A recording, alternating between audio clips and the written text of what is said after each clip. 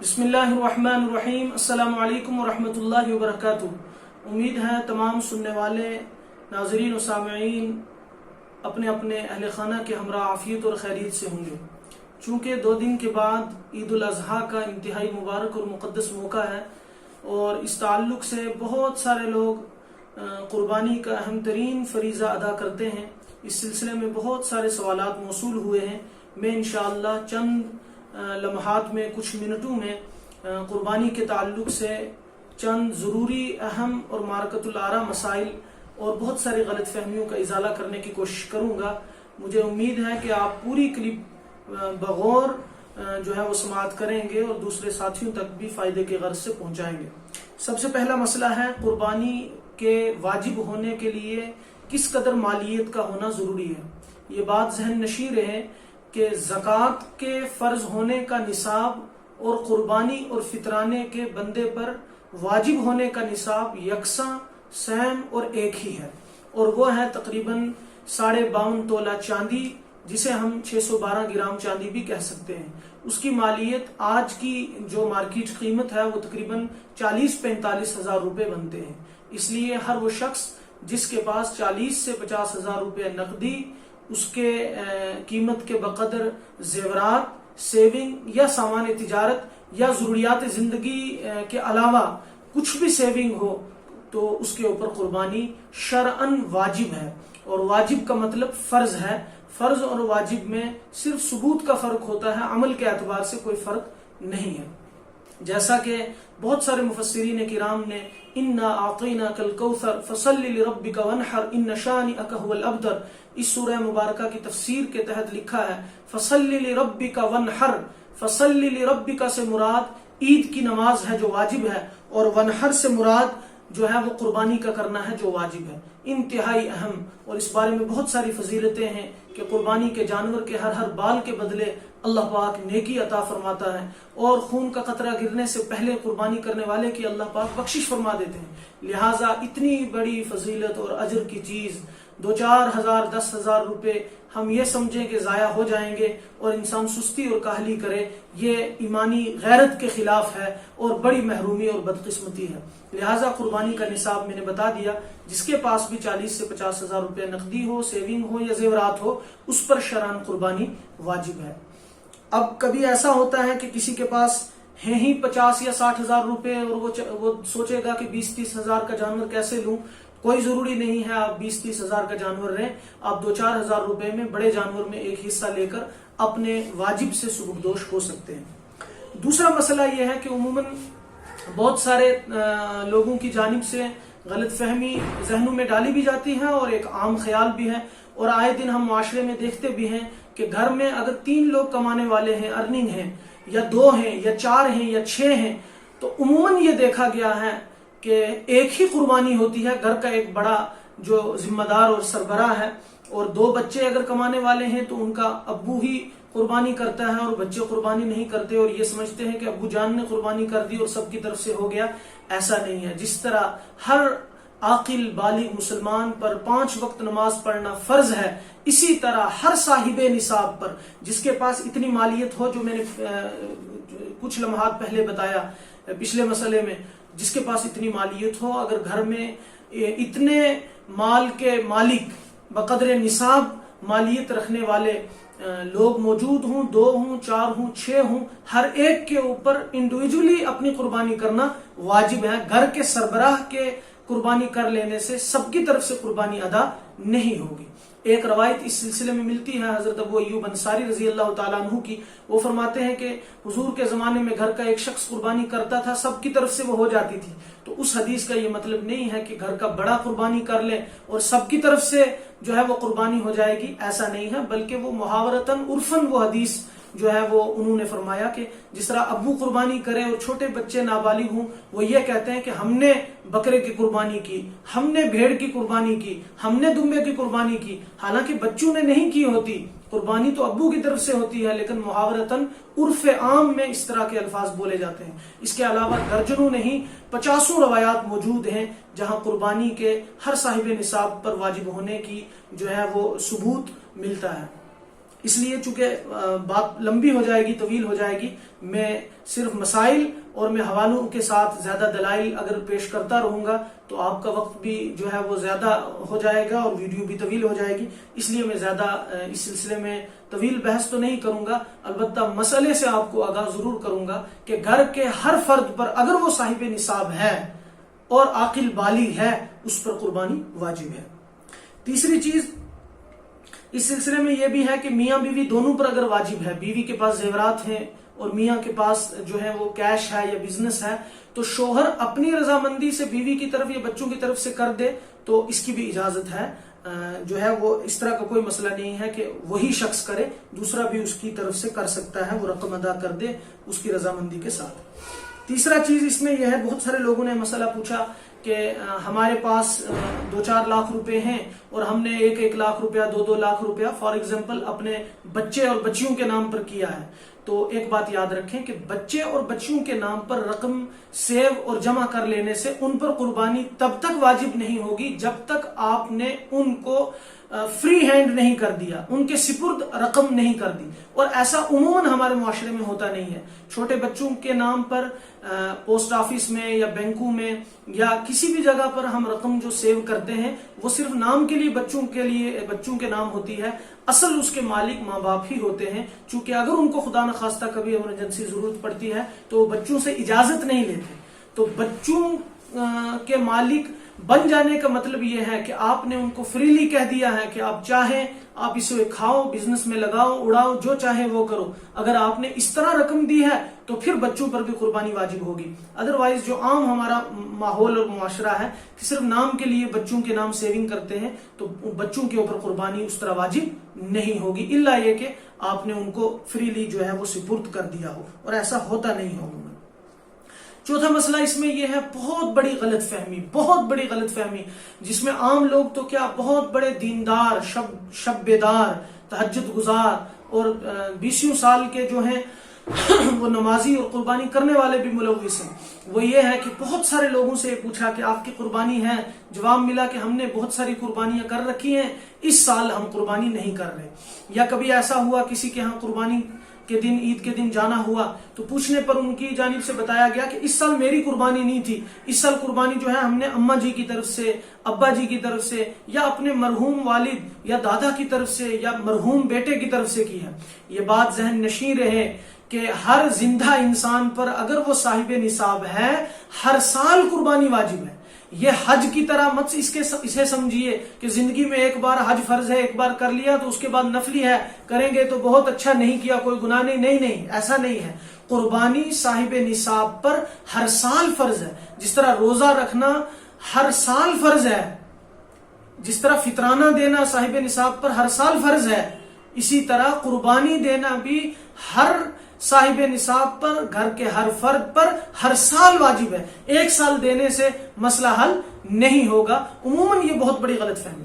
اور اس کے ساتھ ساتھ جو ہے وہ ایک اور مسئلہ یہ ہے کہ اگر مرحومین کی طرف سے آپ کر رہے ہیں، مثلا میرے باپ کا، میری ماں کا، میرے بچے کا، بیوی کا، کسی بھی رشتہ دار کا اگر انتقال ہوا ہے، میں ان کی طرف سے اگر نفلی قربانی کرنا چاہتا ہوں تو یاد رکھیں ان کی طرف سے قربانی کرنے سے بہتر ہے ان کی طرف سے صدقہ جاریہ کے طور پر یا صدقے کے طور پر رقم دے دی جائے یا کسی غریب کی مدد کی جائے، کسی مسجد مدرسے کی تعمیر میں حصہ لیا جائے. یہ سب سے بیسٹ وے ہے، سب سے بیسٹ جو ہے وہ چیز ہے. لیکن اگر آپ قربانی کریں گے تو شریعت اس کی اجازت دیتی ہے، اس کا بھی اجر ملے گا. لیکن یاد رکھیں کہ اگر آپ پر قربانی واجب ہے اور آپ اپنے والدین یا کسی بھی مرحوم کی طرف سے قربانی کرنا چاہتے ہیں تو آپ کو الگ سے دوسرا جانور لینا پڑے گا. ایک اپنا فرض جانور واجب اور ایک ان کی طرف سے. اور اگر بڑا جانور ہے تو ایک پہلے اپنا واجب حصہ لیں گے سیپریٹ، پھر دوسرے کی طرف سے لیں گے. ایک حصے میں دونوں چیزیں ہونے والی نہیں. اسی طرح قربانی کے جانور میں اگر بڑا جانور ہے تو عقیقے کے حصے بھی آپ رکھ سکتے ہیں، اس میں بھی کوئی ممانعت نہیں ہے. 2-4 حصے قربانی کے، 1 2 3 4 حصے 7 تک بڑے جانور میں چونکہ گنجائش ہے تو آپ عقیقے کا بھی حصہ رکھ سکتے ہیں بچے، چھوٹے بچیوں کی طرف سے. اسی طرح کوئی یہ نہ سمجھے کہ اونٹ بڑا جانور ہے تو اس میں 10 حصے ہوں گے، ایسا بالکل نہیں ہے. اونٹ میں بھی 7 حصے ہیں اور بڑے کالے جانور میں بھی 7 حصے ہیں. البتہ جو چھوٹا جانور ہے، بھیڑ، بکری، دمبا، بکرا وغیرہ، تو اس کے اندر ایک بندے کی طرف سے ایک حصہ ہوگا. اس کے ساتھ ساتھ 6واں مسئلہ یہ ہے جانور کی عمر کے بارے میں بہت بڑی جو ہے وہ بے احتیاطی اور کاہلی اور سستی برتی جاتی ہے. جانور کی عمر کے بارے میں مسئلہ سمجھ لیں کہ اگر بھیڑ ہے، دمبا ہے جسے ہم عرف عام میں لیلا وغیرہ کہتے ہیں، اون والا جانور، تو کم از کم 6 مہینے اس کی عمر ہونا شرط اور لازمی ہے. 6 مہینے سے ایک دن بھی کم نہیں چلے گا. اور اگر 6 مہینے سے اوپر ہے اور اگر فربا موٹا تازہ ہے تو اس کی قربانی ہو جائے گی. ادروائز جو یہ ہم بالکل پتلے دبلے سے بھیڑ اور لیلے سے جو پکڑ لیتے ہیں 6 مہینے کا ہے لیکن انتہائی کمزور ہے، اس کی قربانی نہیں ہوگی. 6 مہینے سے اوپر تب جائز ہے جب وہ فربا ہو، توانا ہو، تنومند ہو اور لہیم شہیم ہو. اور جو بکرا اور بکری ہے اس کی عمر شرط ہے کہ 1 سال کمپلیٹ ہو. 1 سال سے اگر ایک دن بھی کم ہوگا تو اس کی قربانی نہیں لگے گی. اور جو بڑا جانور ہے اس کے اندر 2 سال کا منیمم ہونا شرط اور لازمی ہے. 2 سال سے ایک دن بھی کم ہوگا قربانی نہیں لگے گی. اس سلسلے میں ایک غلط فہمی یہ ہے کہ لوگ دانت دیکھتے ہیں کہ 2 دانت ہیں یا نہیں، جسے عرف عام میں ہم دوندا کہتے ہیں. تو 2 دانت کا ہونا ذہن نشین کر لیں کہ قربانی کے جانور کے، بڑے جانور کے 2 سال اور چھوٹے کے 1 سال ہونے کے لیے شرط اور لازمی نہیں ہے، یہ علامت ہے. اگر 2 سال کا جانور ہو گیا ہے کمپلیٹ بڑا اور چھوٹا جانور بکرا بکری 1 سال کا ہو گیا ہے، اگرچہ اس نے دانت نہیں بھی نکالے تب بھی قربانی ہو جائے گی. اور اگر 2 سال سے بڑا جانور کم ہے اور بکرا بکری 1 سال سے کم ہے، اگرچہ اس نے 2 دانت نکال دیے ہوں اور آپ کو واقعتاً پتا ہے کہ ان کی عمر کمپلیٹ نہیں ہے، قربانی نہیں لگے گی. تو دوندا ہونا یہ ضروری نہیں ہے، یہ پہچان ہے، یہ کوئی لازمی نہیں ہے. جس طرح کسی شخص کو 20 سال تک اگر داڑھی ہی نہیں آئے تو یہ تھوڑی نہ کہیں گے کہ یہ مرد نہیں ہے. تو یہ علامت اور پہچان ہے، 2 دانت کا ہونا کوئی ضروری نہیں ہے. البتہ عمر کا مکمل ہونا بڑے میں 2 سال اور چھوٹے میں 1 سال ضروری ہے. اس کے ساتھ ساتھ اگر آپ بڑے جانور میں حصہ لیتے ہیں 7 لوگ 7 حصے، تو جو گوشت تقسیم کریں گے آپ، وہ اگر تو آپسی رضامندی سے کوئی کہتا ہے کہ مجھے گھر میں ضرورت ہی نہیں ہے، میری طرف سے آپ رکھ لیں تو اجازت ہے، ٹھیک ہے.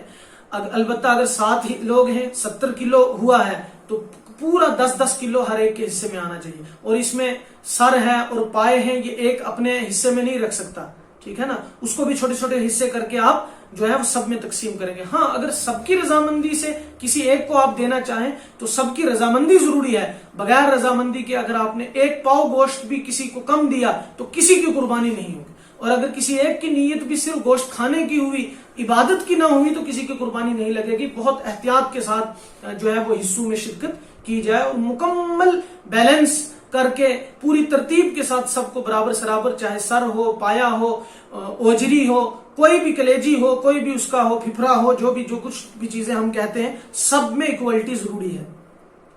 اس کے بعد ایک اور مسئلہ ہے کہ ذبح کے وقت عموماً یہ ہے کہ جو گھر کا مالک ہے وہ بھی جو ہے وہ چھری کو ہاتھ لگاتا ہے. تو اس نے تو تکبیر پڑھ لی، ساتھ میں اگر اس سے ذبح نہیں ہوا تو کسائی نے بھی کھینچی اور اس نے تکبیر نہیں پڑھی تو جانور حرام ہو جائے گا.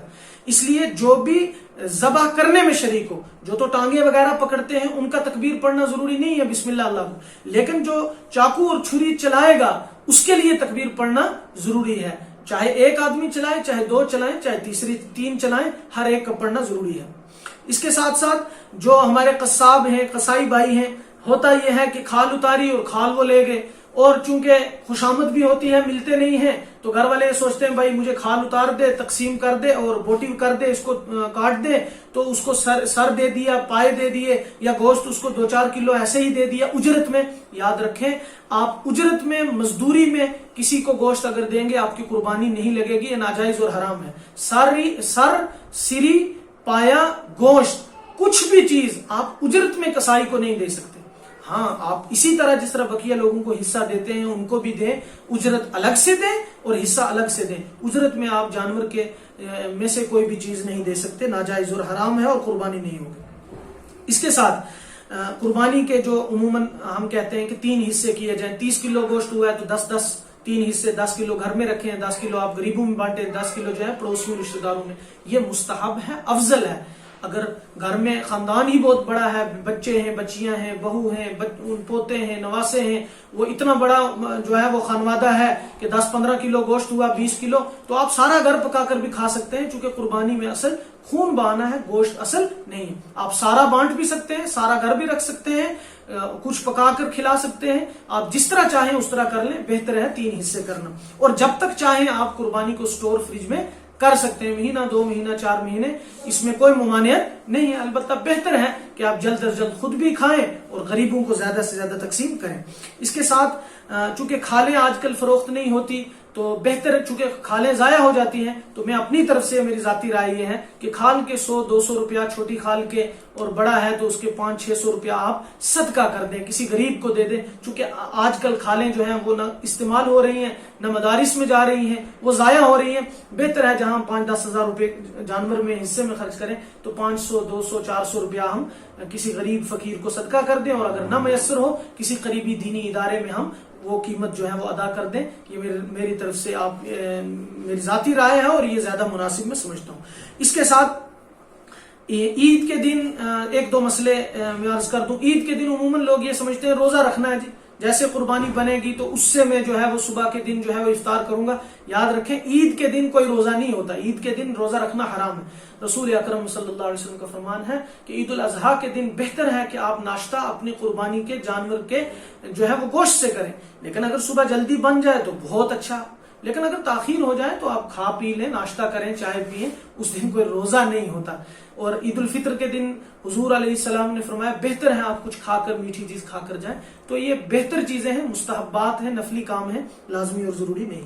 اور اسی طرح اہم مسئلہ ہے کہ 9 ذی الحج یعنی اس سال 2021 میں 1442 ہجری میں منگل کے دن، چونکہ بدھ کو عید ہے تو 9 ذی الحجہ عرفہ کا دن منگل کو ہے ہمارے ہاں کے اعتبار سے، ہندوستان کے اعتبار سے، تو 9 ذی الحجہ منگل کی صبح فجر سے لے کر 13 ذی الحج کی عصر کی نماز تک، 9، 10، 11، 12، 13، 5 دن عصر کی نماز تک، ہر فرض نماز کے بعد تکبیر تشریق اللہ اکبر اللہ اکبر لا الہ الا اللہ واللہ اکبر اللہ اکبر وللہ الحمد پڑھنا ہر مرد پر، ہر عورت پر واجب ہے۔ عورتیں گھر میں اپنی نماز فرض کی سلام پھیرنے کے بعد پڑھیں گی ذرا آہستہ، اور مرد چاہے امام کے ساتھ پڑھیں یا اکیلے فرض پڑھیں، ہر فرض نماز کے بعد ایک بار بآواز بلند پڑھنا واجب ہے۔ اور عام ماحول میں چلتے پھرتے، اٹھتے بیٹھتے ان دنوں میں خوب اس کا اہتمام کرنا چاہیے۔ اور عرفہ کے دن روزہ رکھنے کا، یعنی اس سال منگل کے دن، عید سے پہلے دن روزہ رکھنے کا بہت اجر ہے۔ رسول اکرم صلی اللہ علیہ وسلم نے فرمایا جو عرفہ کا روزہ رکھے گا، میں امید کرتا ہوں اس کے 1 سال اگلے، 1 سال پچھلے گناہ اللہ معاف فرمائے گا۔